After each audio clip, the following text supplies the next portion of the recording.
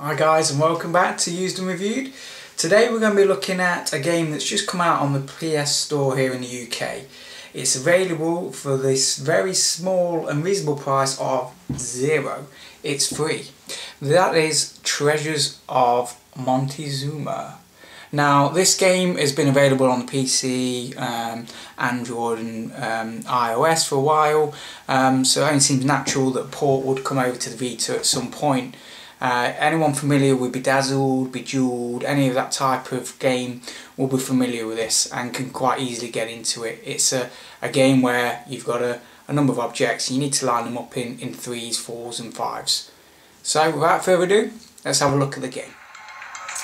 So once you've loaded up the game, I think the first thing you probably want to do, and the first thing I want to do, is turn off the music. It's slightly irritating, to be honest. After you've played a few games it can be a little bit annoying, so you can quickly do that there at the bottom right hand corner. If you click play, obviously start off a game. On the right hand side you've got the leaderboards, so up here you've got your friends list, so you can check out your scores of your friends. None of my friends have actually got this game yet, but then it's only just come out in the store, so it's not surprising. And then there's the global leaderboards. So again, you can compare yourself to the world leaders. I'm nowhere near as good as some of these guys, so it might take a little bit of practice. Right, so firing up the game. Most people will be used to playing this type of this game. It's a bit of a Bejeweled, Bedazzled, where you match 3 types of an icon in a row. And it disappears and you get scores. You can create combinations, and obviously the more you get in a row, the higher your score will be. There's these little things in, I don't know if you saw it, the crystals. They, again, you get higher scores, add up to your multipliers. So yeah, as a puzzle game, it's exactly what you'd expect. I enjoy this type of game. I've got a couple of different versions on like my iPhone and Android tablets and etc. So it's a fun game to play. It's a short burst really.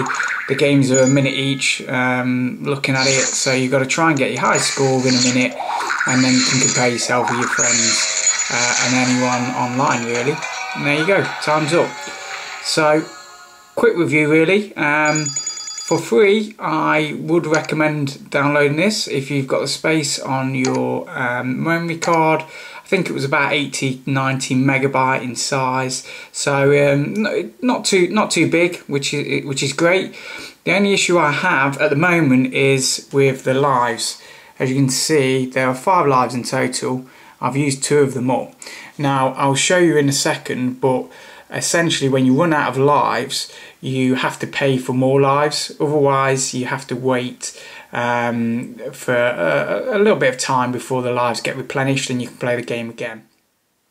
As you can see, I've played the game and used up my 5 lives at the top.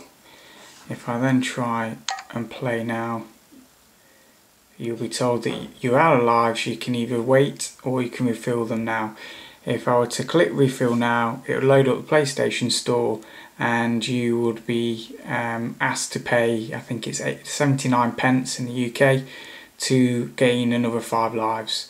If I'm being honest, I really don't like the way that's been implemented. There's nothing wrong with offering a free game and then later on asking for you know, £1 or so for additional downloadable content and extra maps for certain games and extra puzzles and that type of thing. But to be asking for money for lives, it's a false economy, and before you know it you'll be racking up lots of cash paying for a game that was meant to be free.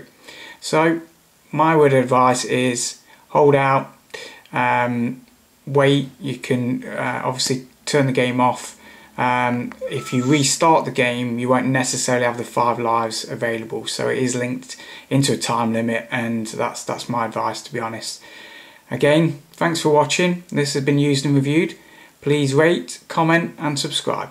See you all soon.